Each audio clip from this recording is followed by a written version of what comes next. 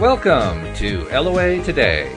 Walt Thiessen and life coach Wendy Dillard here. Today is Wednesday, July the 25th, 2018, 4 p.m. Eastern Time, your second daily dose of happy for the day. And it's an interesting week because we're in a transition week.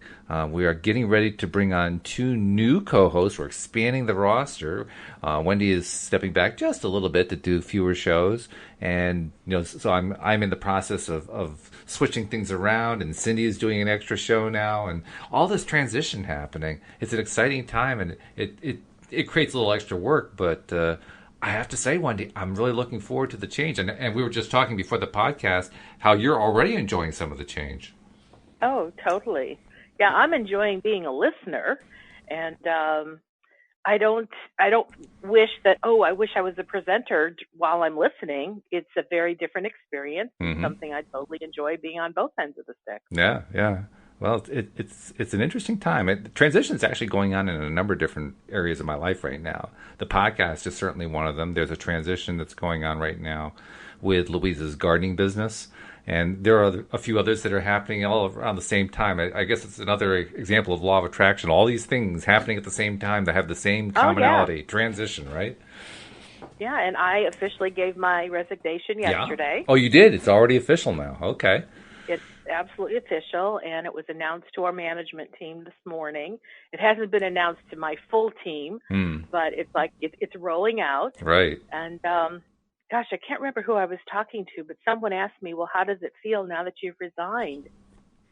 And I said, kind of normal.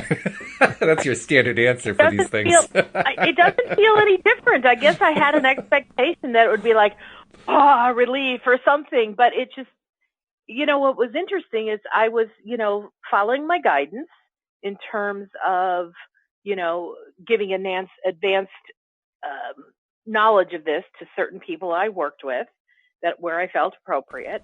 And so by the time I actually gave the official resignation to my boss, I think I'd already told at least 6 or 7 people. Mm-hmm.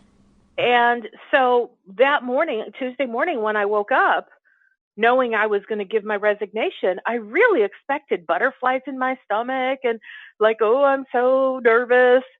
And it wasn't there.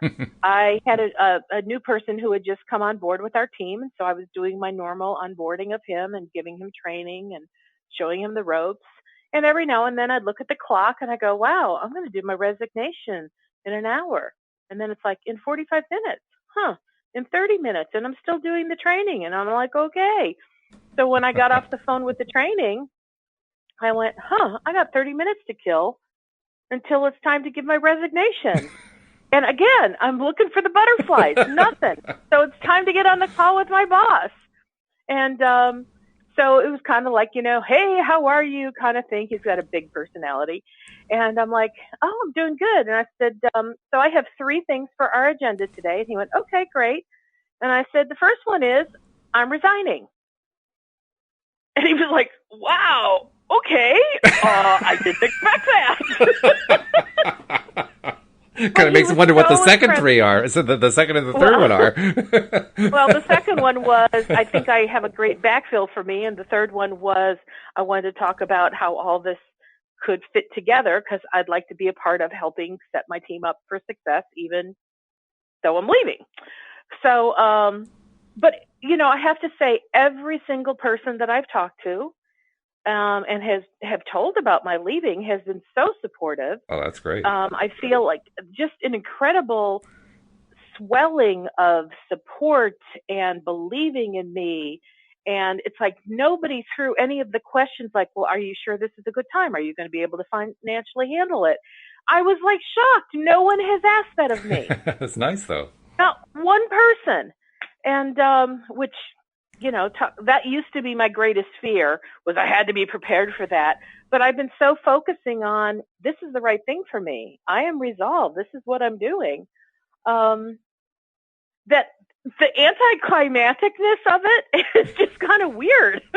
But it's I par mean, for the course because, like, over the last few weeks, whenever we've been talking about something that was particularly big, I remember a few weeks ago we talked about what it's like for you and what it has been like for you as you've been developing your communication with your inner being, and how that communication has improved over time. And I remember asking you, so what's that like? And you said normal.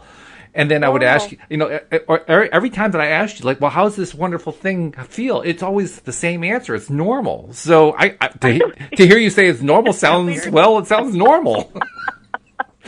Well, and I was starting to say this before, but I couldn't remember who said it to me when they said, well, how do you feel now that you've given your resignation? And I just kind of went, everything feels fine. It's normal. Like no big deal. And this person said, then you must be doing exactly the right thing Oh, nice. because it feels so normal. And I didn't bother to stop, and because it almost caught me by surprise, and we just kept going with conversation. But I thought, is that something like anyone else has experienced, or is that an Abraham thing? Or I kind of have a little bit of thoughts around it, but I'm curious. I'm going to ask you because you're the recipient of my saying, "Oh yeah, I feel normal" so much of the time. Do you have any ideas why anybody would say that if you're feeling normal, it must be the right thing for you? Well, I think there's certainly a law of attraction going on there. I mean, that's clearly a message that is in response to all the normals you've been putting out there. So I think there's that going on. But beyond that, yeah, I mean, I remember back, let's see, when was this? This was about 16 years ago, 16 years ago. That was the last time I worked a corporate job before I went out on my own.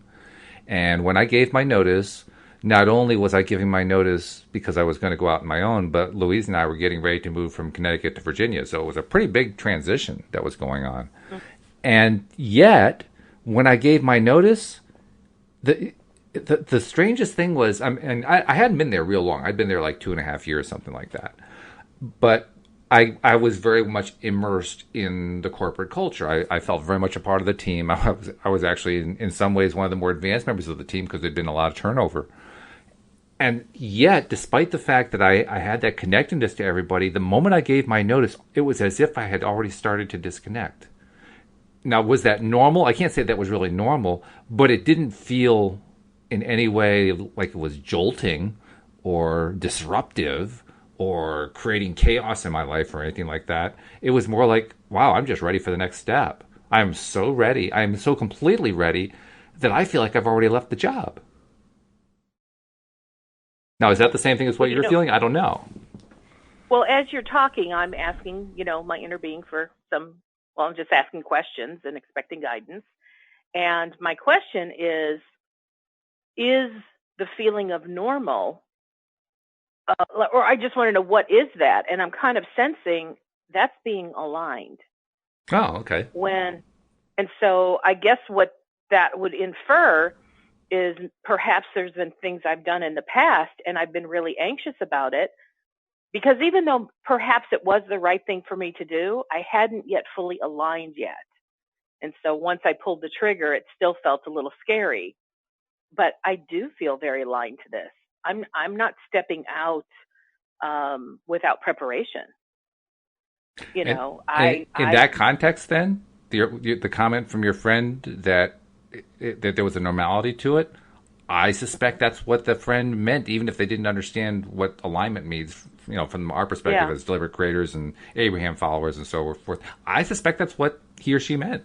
yeah, and that feels really good as I say it. It's like the feeling of normal represents the feeling of alignment Mm, because there's no disruption in the energetic gap between me and me. right? Yeah. It's like, no, it all feels smooth. It feels congruent. Of course it feels normal because it's who I am. Like, wow, this is cool. And last night I was so aware of just this new space in my life and it felt really good. I didn't have anything I had to do. And I was feeling, or I was just asking with curiosity, like, is there something I should be doing? And there was this feeling of no. And if there is, we'll let you know. But in the meantime, kind of enjoy it. Just enjoy the space where there's nothing required. I'm like, huh, I really like that. I could dig it. And I'm thinking back to when I left that corporate job. At the time, I was a server administrator. I was basically in charge of most of the Windows servers that this insurance company ran at the time. And they've since done a huge overhaul so that they don't even have that in-house anymore. But at the time, all that was in-house. We had Windows servers, we had Novell servers, we even had some Unix servers. I mean, it was quite an operation. I'd say overall the company had something on the order of 400 servers. I mean, there were a lot of servers. And that was, my job. My job was I was not the only one. There were a team of 4 of us who managed these things. But I was one of those 4. And I remember going to my boss shortly after I'd given my notice and saying to him, is there anything particular you need me to do during my last week or whatever it was that I was going to be there? There was no replacement for me yet, so I couldn't train somebody else. And there really wasn't any kind of notes I could leave behind that would be helpful because that just wasn't part of the nature of the job. And so he said, no, not really. Just, keep, just doing what you normally do. And I wasn't terribly motivated to take on a new project. I was leaving soon, right? So it was just kind of like winding down period. So literally what I did was I spent my time going around the whole IT floor day by day, just section by section, just greeting people that I knew who I hadn't talked much with and getting to know them and, I'm getting ready to leave, telling my story, and then go on to the next cubicle, do the same thing. It was a week of saying goodbye. Well, I have 3.5 weeks left, and I have a feeling I'm going to be doing a lot of that. Because even the gal that I work with, she said, because you're leaving, can I do more of your job so that while you're here, you can give me feedback and correction if necessary? Good for her. Good for her. And I was glad she asked, but part of me was like, well, then what the heck am I going to do? And I went, it's not my problem. It would be fine because what she's asking is totally appropriate and it will set her up for success. Yep. And I'm like, well, I could read. I could, do stuff on the internet. I could do Facebook. I'm like, there's all sorts of personal things I could do. I mean, I actually spent time getting to know people that I had, said hello to at lunch, and that was about it. And I was getting to know all about them in my last week. It's like, why didn't I find out about you before? Oh, that's right. We were busy doing our jobs. I forgot. Yeah. Well, and like the person that I'm really hoping can take my place, this person and I have been, we met probably 10 years ago at the company, and we were both doing an event together. So we were spending a lot of time. I think we were like at the registration table or the question and answer table. And so we were sitting next to each other for 3 days. And so back then we did a lot of conversing. I have no idea what we talked about because that was 10 years ago, but I just remember we really had a great connection. And so yesterday, right before I went into my resignation with my boss, this person sent me a quick IM message and just said, hey, I'm thinking about you. And I'm like, wow, that's so cool. And afterwards I said, hey, I'll let you know, how the call went. And I did. And it's like this person and I have had more conversation than we have since we met 10 years ago. And he's like, I hope you'll keep in touch with me even after you leave. Oh, that's nice. And I'm like, that's just wild because exactly what you said. It's like we haven't taken the time to really get to know each other or keep our communication up while we've been working together, but we don't really work together. Right. We're not in the same region, and so our paths don't really have reason to cross. But it's funny how you don't make the time until all of a sudden you have free time or, have a specific reason. Yeah. So it's pretty awesome. And I have a feeling the next, 3.5 weeks will pass quickly and it'll be a unique experience. And I'm trusting that the normal will just keep going because the alignment will keep going and we'll see where it all takes me. But oh my, it feels exciting. It feels like I've been waiting for this for a very long time, and here it is. I do remember this much. I remember one of the things when you're a server administrator is that you have to be on call 24 hours at times, and we would divide up among the four of us. So once a month, you would be on call for a week, and that meant that if in the middle of the night a system detected that there was a problem with a server, it would send you a page, and you had to go into the company in the middle of the night, find out what the problem was, fix it. Sometimes you could do it remotely, but you were responsible for doing that.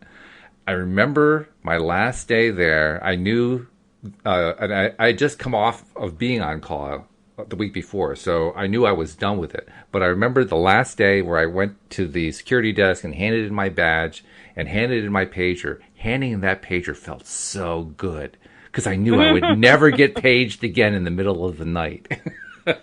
Yeah, I would imagine that's a nice feeling. Yeah, that was pretty big. I like that one a lot. Wow. I don't know what they're using today. I'm sure they don't use pagers. It's probably something that comes to your iPhone or something. But, it's the same kind of thing. You're still awakened in the middle of the night and you got to go deal with X, whatever X is, Mm-hmm. No more. Didn't have to do that one anymore. I got some good sleep after that. So onward and upward for everybody who's in transition. You're right. It's probably more than you and me. I think so. We're probably connecting with other people who are in transition. I talked to somebody the other night who I had told you I'd connected with from LinkedIn. This person reached out to me and said, "Hey, don't we know each other?" And it's been 16 years since we've talked. Wow. And we connected Monday night, had a couple-hour conversation, and it was like, wow, that felt good. And she's in transition. So it's in the air. It's contagious. It's a contagion. Kind of contagious.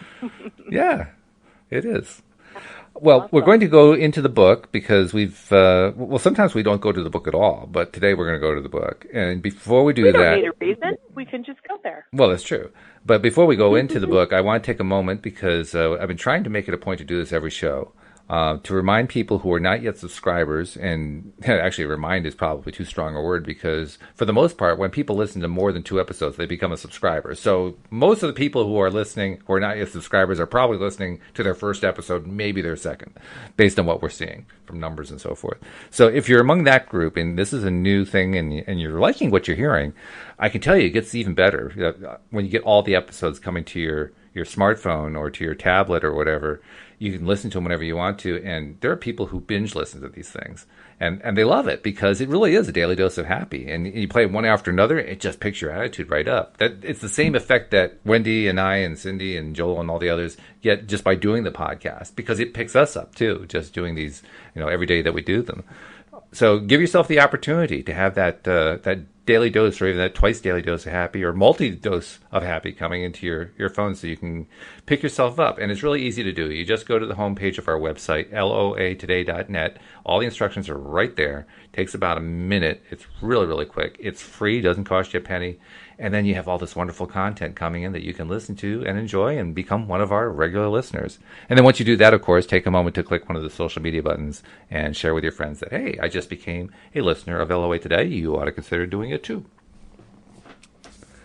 That's there. A great marketing ploy or a great marketing tip, This is People true. share good news. When you're feeling good about something, share that good news with your friends. It is the right time to do it, isn't it? Because you're in alignment. You're feeling good about it. Absolutely. Yeah.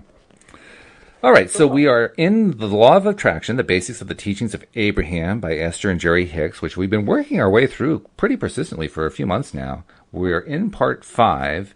We're in the last, we're kind of on the, we come around the clubhouse turn and we're on the back stretch, we're past the back stretch and we're coming into the final stretch. And we're on a subject, or a subtopic, I should say, that's entitled, Why Isn't Everyone Creating Life on Purpose? Which is a good question. And it's one that I wondered about when I first heard about this stuff. And then I guess I quickly answered it by saying, well, they probably just don't even know. They haven't seen The Secret, or they haven't read Abraham or whatever. But even so, it's just one of those really strange things. I mean, truly, learning about deliberate creation is something I've learned within the last few years. But given how big of a role it plays in life, it's almost surprising to me that the human species hasn't really discovered this before in a big way. I mean, there are certain teachers. We can all point to like the gurus of positive psychology and, the Tony Robbins of the world and so forth. There are a lot of people who have taught various aspects of the value of positive thinking and the value of living positively. And yet, this idea of deliberate creation is new to so many of us because it's not been part of our culture. And I wonder about that sometimes. How could that be? I mean, do you have any thoughts on that, Wendy? How could it be that we really don't have that? I absolutely do. Because I totally believe in the statement, when the student is ready, the teacher appears. Okay. Which is another way of saying, when somebody starts asking questions, then the universe starts providing answers. And I believe a lot of people are not asking questions. And they live the life that they live. It may not be something that they truly enjoy, but they don't think to ask questions. Because I know for certain that my biggest shift came in the mid-90s when I was asking deep questions. I wanted out of what I was in. I'm like, how can something get better? And I watched a late night infomercial and got introduced to Tony Robbins. Mm-hmm. And I bought the cassette tapes right there on TV from an infomercial, gut-free rancor. And then later in my life, in 2002, when my friend handed me a cassette tape that was Abraham Hicks, and I liked it, and she gave me a bunch more, it's like they were cool. They got me excited, but see, they were handed to me at a time I wasn't asking the questions. So the Abraham tapes were not answering questions that I had. It was just information that I put on a mental shelf. It's true, because unless you're asking the questions can't get answered. It can only be just general information. Yeah. And in 2007, I needed something that was a revolutionary something. I wanted something big that would shift me out of where I was into where I wanted to go. And I was hungry. I mean, ravenously hungry for some huge changes. And as I was asking the questions, like, where do I go for this? The guidance I received was Abraham Hicks. And I went, I remember that. I remember when my friend Elizabeth gave me those tapes. So I Googled Abraham Hicks. Lo and behold, I found their website. Then another thing, oh my God, they have CDs, really? I could have them delivered to my home? Okay. Sign on the dotted line. I called them up the next day and said, can you start sending them to me? And they did, but I was hungry because I was asking the questions. Now, I got to ask a question. I got to interrupt here because you said something that you slid past really quickly, but as I thought about it, I realized there's a big implication there. You said something to the effect that you were really hungry and you asked a question. I don't remember what the question was, how you phrased it, but the answer came back to you, Abraham Hicks. And I realized that you very shortly after that said, oh yeah, I remember my friend giving me the Abraham tapes years ago. I don't think what really happened was I had this sense of, hey, there were these cassette tapes. Who were those? What was it? Who were they? Because I felt the sense, like, search for them, Google for them. And I'm like, who are they? And I just heard in my head, Abraham Hicks. So you were getting messages from inner being that you were receiving effectively even then. Oh, yeah. I know, maybe you say that like it's nothing. well, and I'm going to say this, that you might be under the impression that receiving guidance is new for me, but it's not. Okay. I've been receiving guidance. Well, that's true. You talked about how when you were still a Christian and living in the Christian realm, so to speak, that you would get various forms of guidance. So you're right. I did know that. Yes. Now, it has gotten more profound. My trust in it has gotten implicit. Before, I'd ask a question, I'd get an answer, and I didn't really think about, oh, wow, that was cool, because I wasn't asking for it very often. Now I ask for it continually. I would say probably in the early 2000s is when I was taking some courses, both NLP and another course called Huna, which is like an ancient the ancient rituals and best living processes by the Hawaiian people. And so I had taken a number of NLP and a number of Huna courses. And so that's when I started really connecting with my inner guidance on a much deeper level. Oh, okay. So it became much more You frequent. know, Yeah. yeah. But I was learning how to use it then, and I was being taught how to know when you were hearing and when you really were receiving and all that stuff. Um, it's maybe been the last, I'm going to guess, 5 years that I have felt like I've had real consistent guidance, and maybe the last 1 year where I feel like it's an on tap pipeline. Well, that does seem to be true because I remember when you first came on board with me last November, December, whenever it was, how you explained to me within a very short time of joining the podcast, and this may even have been one of our offline conversations, not during a podcast. I don't remember for sure. But you described to me how you had this communication and that it usually came in the form of true or false or yes or no type responses.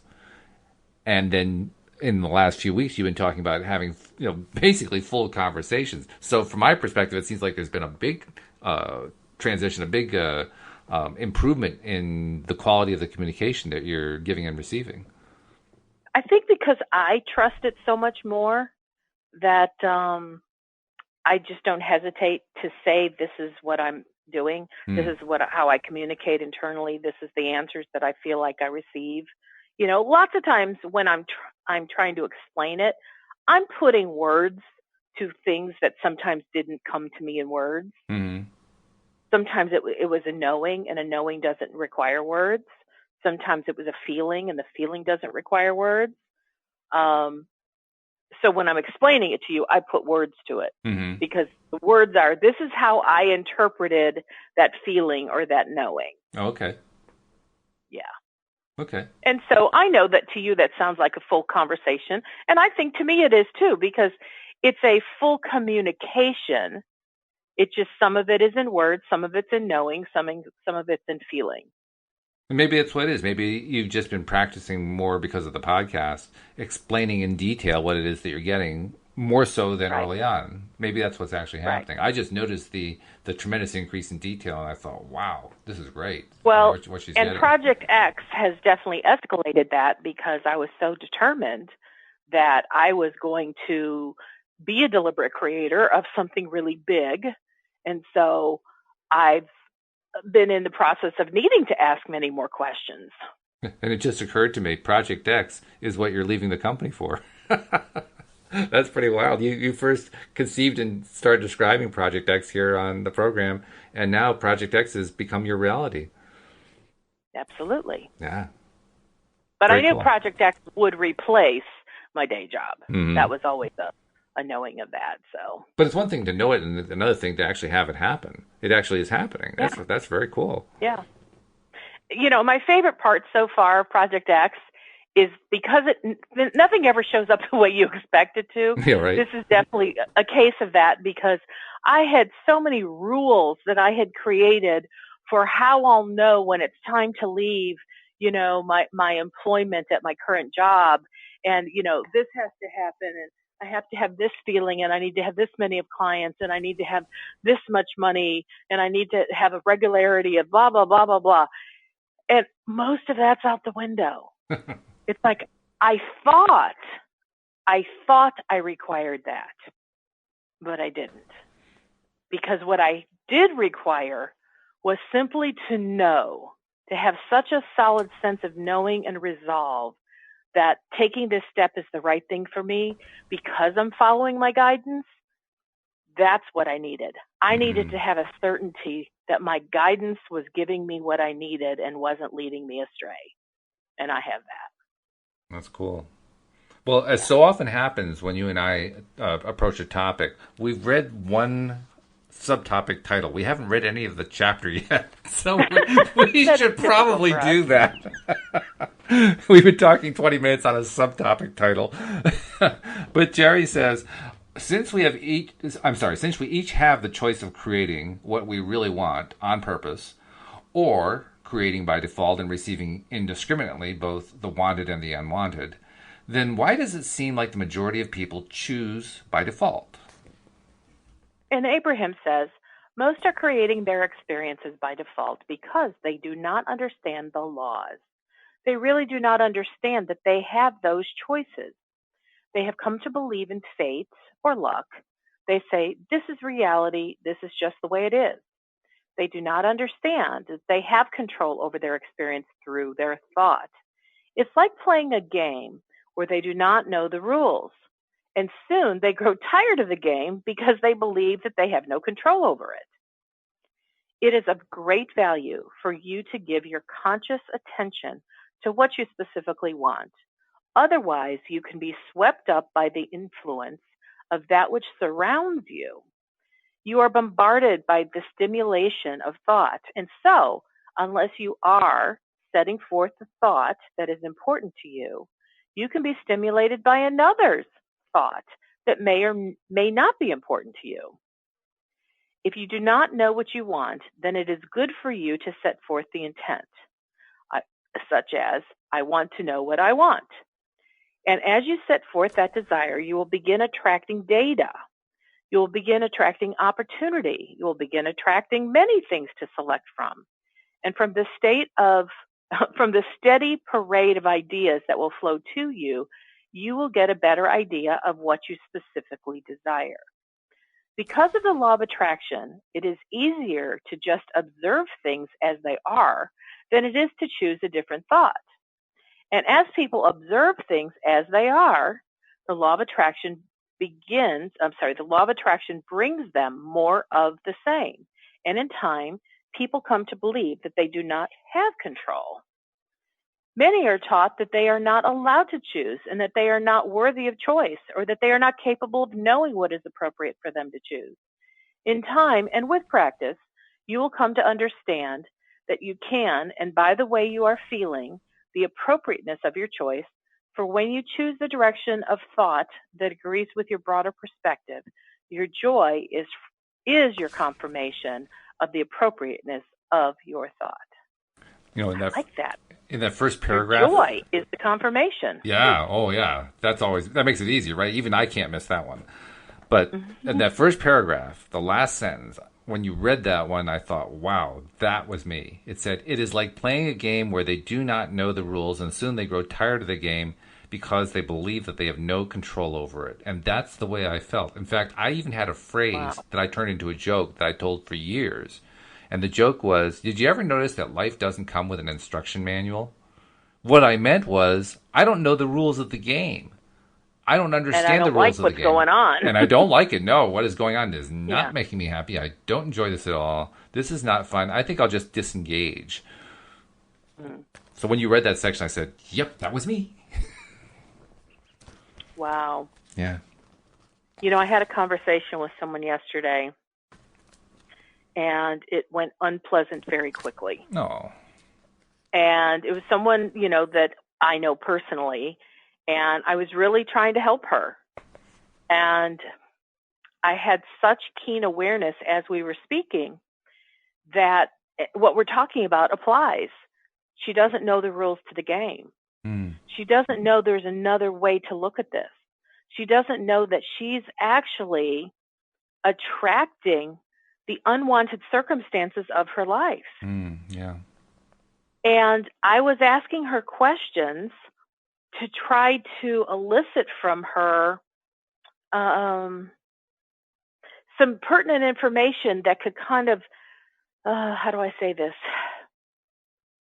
Instead of telling her, here's what's going down, here are the rules of life, because to me, what I found is if somebody isn't asking the questions, just telling them the answers is not going to make a difference. Sure. So it was really interesting because the conversation was pretty heated for quite a while. Now, it was heated, but it was more heated on her part than mine. Like for my part, it was intense, but I wasn't angry. I never was mad at her. I was really mirroring her intensity. Oh, wow. Until I made the decision, I don't want to mirror her intensity. I want to bring the conversation down. I want to bring the level of energy down. Right. And we did get into a much better cadence with one another, and she did start to open up. but she kept saying, I got the feeling, Wendy, you're trying to tell me something with all your stories and metaphors, but I'm not getting it. Would you just tell me what you're trying to tell me? Well, that was a good question. But you know what was funny, Walt, is it probably took us 15 to 20 minutes for her to finally ask that question. Yeah. On the other hand, the good news is that she asked the question at all. I mean, I know of a lot of people who would not even ask the question. Well, and that's why I tell stories and metaphors. And when there's a silence after I've told a story, I said to her, well, are you putting the dots together between what we were talking about before in this story? And she's like, not really. Like, okay, well, let's go another direction. And I think that what happened is, because she wasn't getting it, and she was taking everything I said personally and in a really skewed way that I did not mean at all, I think that frustration caused her to get to this point that she finally reached this apex where she asked a question. That's interesting. And do you know, once she asked the question, she started hearing me. Really? In other words, it was starting to make sense what you were saying to her. Yes, because now I answered the question without a story, and I just gave it to her in a clear, concise way. And she went, okay, I got it. Now, here's what's interesting. The clear, concise sentence that I handed to her, to me, if somebody said to me what I said to her, it would have hurt my feelings big time. Oh, really? Oh, it would have been very offensive. Pardon me? That's really interesting. I say that. Yeah, and I thought, what she was sort of accusing me of is being rude, being condescending, being offensive. Yeah. Now, I was very aware in the moment because I knew that was absolutely not my intention. Sure. Trust me, when it is, I know it. I'm sure, yeah. But my intention was to teach her and support her and to help her.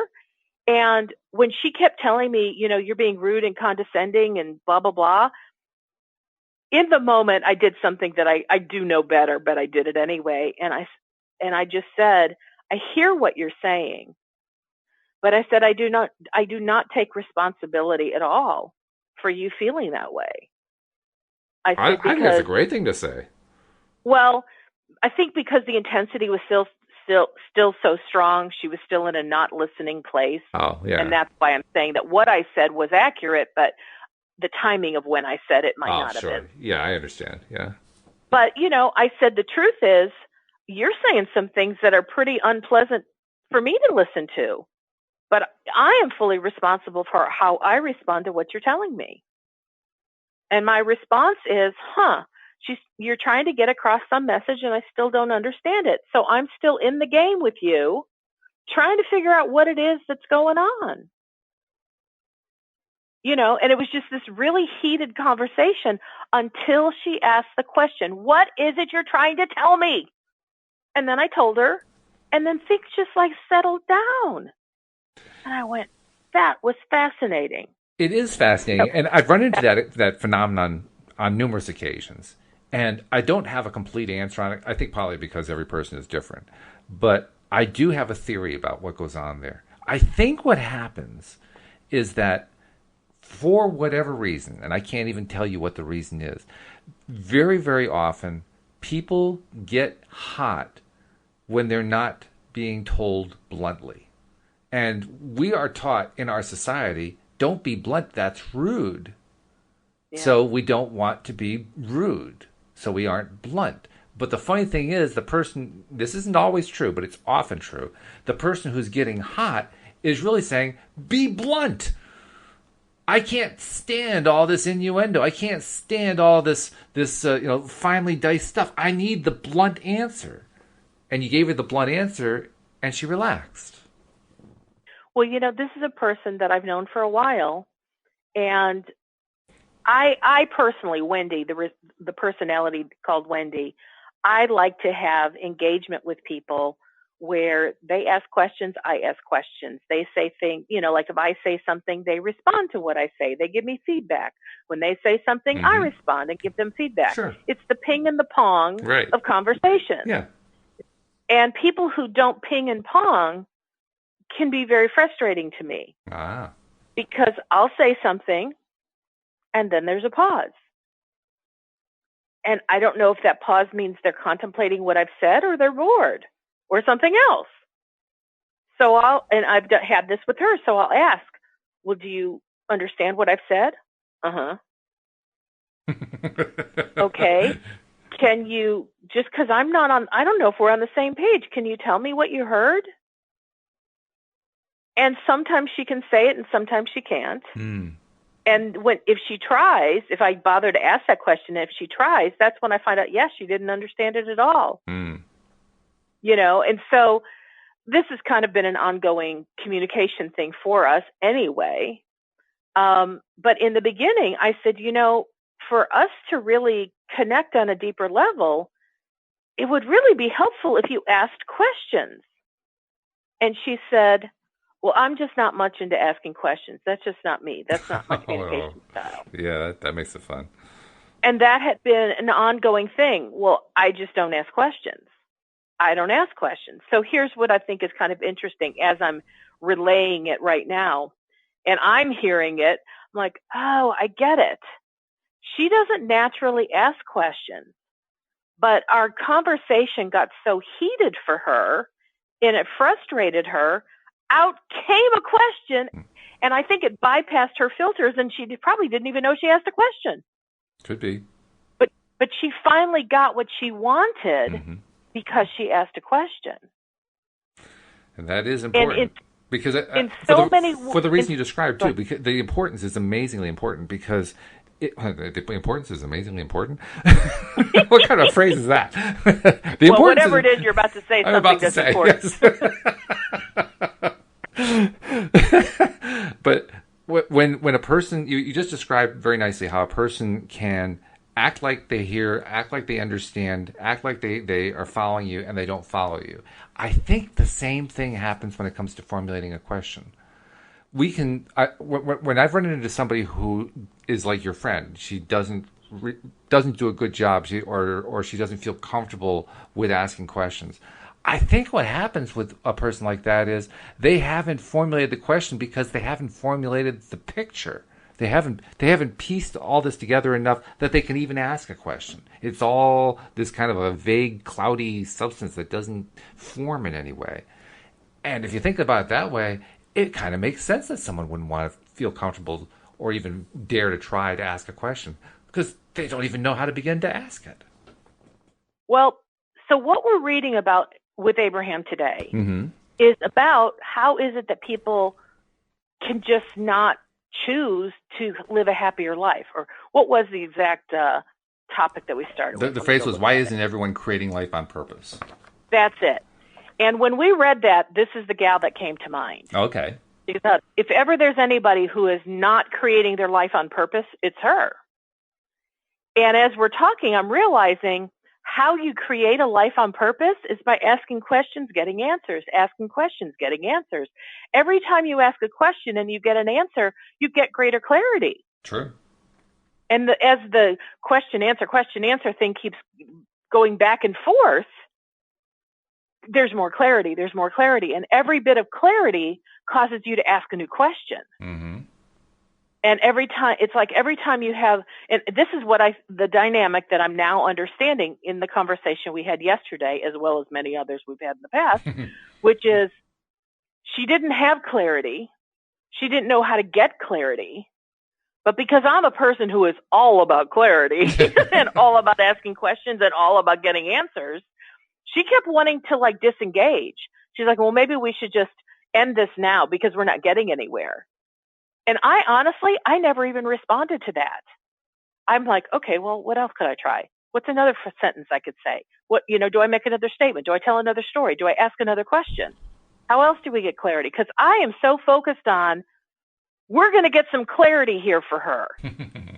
I'm going to help influence clarity. That is my goal. That is my intent. Because I want us to be on the same page, not on two differing pages, and her frustrated because she doesn't know how to get on the page with me. And I didn't care if it was my page or her page. Just a page. I just wanted us to be in alignment together, in a space of agreement, in a space of peacefulness where we could talk in a way that was being productive. And so what I kind of understand, I love how you said, if people are just kind of going through the motions, maybe you didn't say this, but it's what I heard in my head. People are just going through the motions and they don't realize they could have something different, and then they're not asking questions. It means they are living by default because they don't know what the rules are.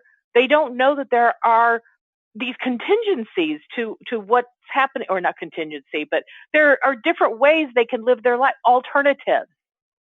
And the way you get to alternatives is by challenging the status quo. Like, isn't there something better than this? Isn't there a better way of living? Isn't there an easy button somewhere for me? In fact, I would say there's even another factor here, too. If you don't know, well, first of all, you don't know what the rules of life are, and you don't know how to be successful in life, and no one ever handed you the rule book. Well, not only don't you have the rule book, it can be very possible for you to not even know that there are rules. It's possible you don't even know that there is a game being played and there are rules to that game, and that those rules can be found. That might be just completely outside of your experience. Well, and I will tell you, when I found the law of attraction, the phrase, the handbook of life, is absolutely what came to me. Is it really? Oh, yeah. I even have that in one of my emails that I'm going to send out on my training, law of attraction training. It's like I really felt like I had discovered the handbook of life, the manual, because the rules you're talking about, to me, are called laws, the laws of the universe. This is how the world operates. If you understand how it operates, you can align with it and go with it. It's kind of like if you don't understand how a river flows downward and you're continually trying to paddle a boat going upstream where you're paddling really hard, but you get to choose where you put your boat in the river, and you're doing it just for the fun of being around the water.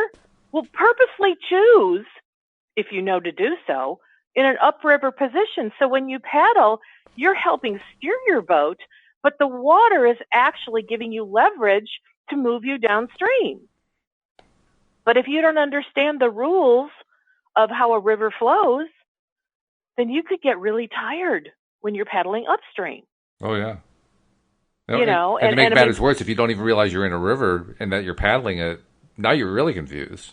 And I don't mean that as a joke. I mean, literally, you get confused because you've learned how to paddle, and you're paddling like crazy, but you don't even know what you're paddling in. Well, I think the first time I ever got in a canoe, I was in a lake. I was not in a river. And I started to recognize that there were waves in the lake. And I kind of noticed that the waves were being, they were happening because of the direction of the wind. Right.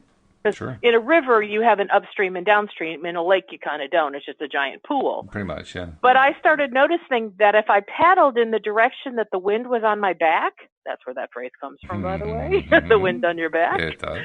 It made paddling easy, and I got to the other side of the lake really easily. But when I went the other direction, my arms are feeling it. But you're right. If you don't know the rules, it's hard. And if you don't know there are rules. There are rules. And frankly, the conversation I had with this gal yesterday, even though I knew that we got on a better page and we were both on the same page and it was a smooth conversation near the end, I recognized she's still not asking questions about life. And how do you have an easy life? Because she did point out, well, you have this that's, you're just lucky because fill in the blank, and you don't have this problem because fill in the blank. And what I didn't say to her, because it would have felt inappropriate, I didn't say to her, the great things that happen in my life didn't happen by accident. I actually have been a deliberate creator of the life that I have. and you can have that too. But I did not say that. But let me tell you, energetically, I was saying it loud. Well, it's a good thing to say. Because my hope is that I was sending the message so strongly energetically that at some point it will infiltrate her consciousness. Because right now she's not asking the questions about life, and she's literally letting life beat her up.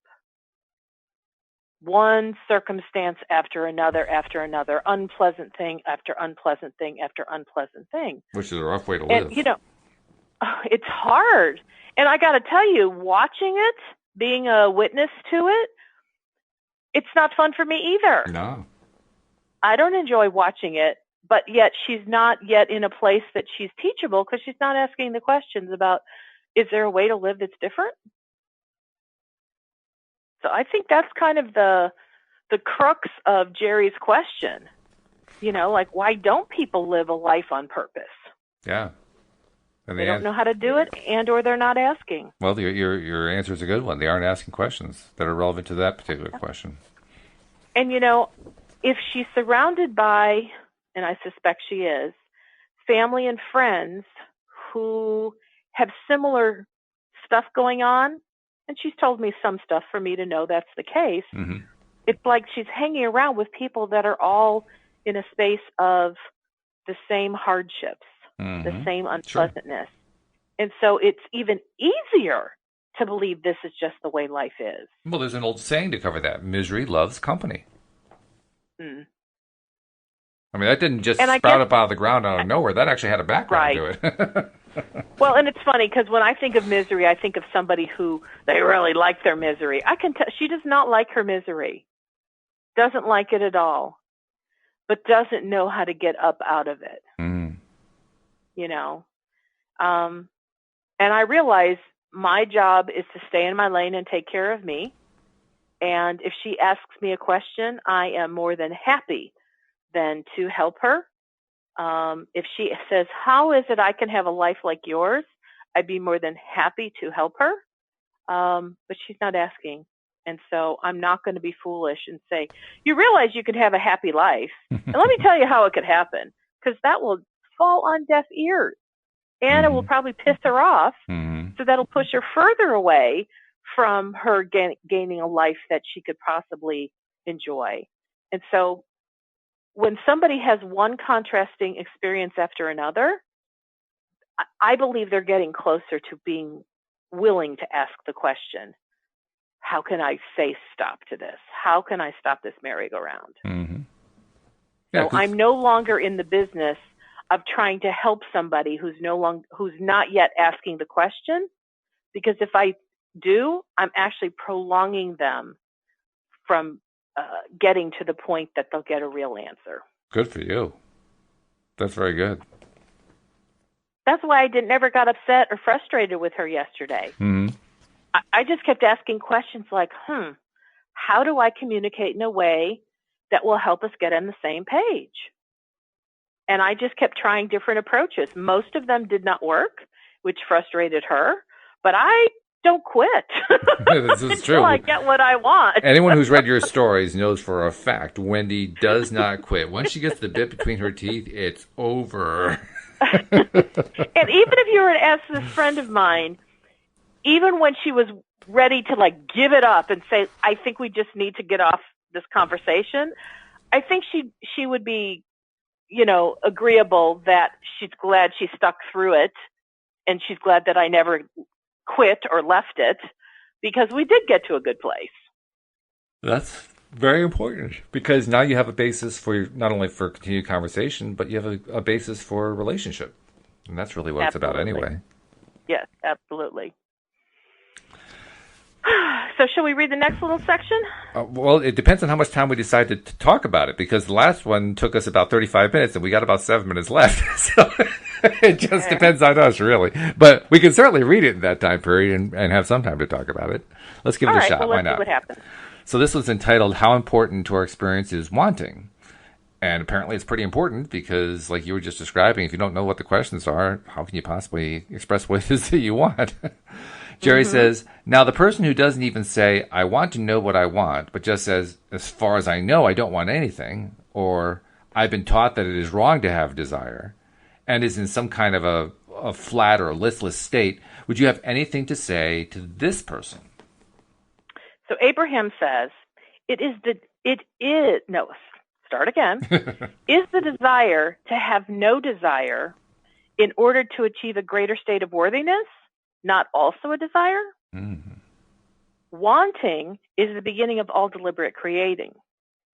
And so if you refuse to allow yourself to want, then you are really refusing the deliberate control of your life experience. You are physical beings indeed. You have a life force, an energy force, a God force, a creative energy force that flows into you from the inner dimension. Your doctors, in all of their notice of it, do not know much about it. They know that some of it, and they know that some have it and some do not. They will say, this one is dead. He has no life force. Creative life force flows into you for the extension outward toward whatever you are giving your attention. In other words, it is the process by which your thoughts bring to you whatever desire you are giving thought to. The more you give thought to that which you desire, the more the law of attraction sets those things into motion, and you can feel the momentum of your thoughts. You do not think about what you desire, or when you think about what you want and then immediately think about the lack of it, you hinder the natural momentum of thought. That flat, listless state you are describing is caused by your constant slowing of momentum of thought with your contradictory statements. Boy, they packed a lot into that last sentence. After this long, very nicely laid out thing, all of a sudden, wham, they hit you with the whole thing, which I'll label resistance. And they said it really, really quickly compared to the rest. Yeah, that flat, listless state you're describing is caused by your constant slowing of the momentum of thought with your contradictory statements. Yeah. You know, contradiction comes sometimes in such a hidden package that you have no idea that you're even contradicting yourself. True. I'm sure that was your friend. Your friend was probably contradicting herself all over the place and had no knowledge of it, no awareness of it. Oh, yeah. There were even times I wanted to stop and go, do you realize you're proving the very point that you're trying not to prove? Yeah, right. Or, but it's like, oh, there was just no speaking at that point. Yeah. But yeah. When you're all caught up in knots, it's really hard to get yourself cleared out unless you choose to, unless you ask questions to. But that's just it. I love the beginning of this section. It says, if you don't know what you want, you can ask, what is it I want? That was a novel idea for me the first time I heard that, which was only after hearing about Abraham, because Abraham is the one who said it to me first. You can ask for what it is, to know what it is that you want. And on the surface, I said to myself, well, that's crazy. Who else could know besides me? I didn't think I had one. Oh, really? Yeah. I mean, I really didn't, because I had pretty much trained myself not to want anything, and that way I wouldn't be disappointed when I didn't get it.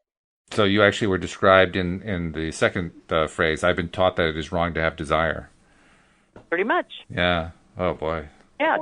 Because when my sisters asked for something of my mother, it always caused my mother a lot of pain because they were asking for material things that my mother couldn't afford to buy. Right. And so, I being the oldest, my mother would share things with me that probably weren't appropriate, but she did anyway. And, so she would tell me the frustration that she had being a mother who wanted to give her kids what they wanted, but she couldn't afford to do so. So I saw how it caused my mother pain. And I didn't want to be the one to cause my mother pain, so then I just didn't ask for anything, because then I wouldn't cause her pain. Boy, the prices we invent to pay for helping others, it's just amazing. Oh, and we conclude some of the weirdest things. We do. Because like in this situation, I concluded, well, it's better not to want anything because if I want something and I ask for it, I'll either cause my mother pain or she won't be able to say yes to it. In either case, it will hurt me. So I just won't ask for anything, and then I won't get hurt. Well, you know what I want? I want to look forward to one more time talking to you this week because I know I don't get you 5 days a week anymore, but I do get to talk with you tomorrow. So I'm looking forward to that. I'll be here. All right. I'll be here tomorrow. Good. I'm so glad to hear that because it makes my day. Even though we're only doing it twice a week now, it still makes my day. And we hope that you join us next time. Good. We hope you join us next time as well here on LOA Today. Goodbye, everybody. Bye-bye for now.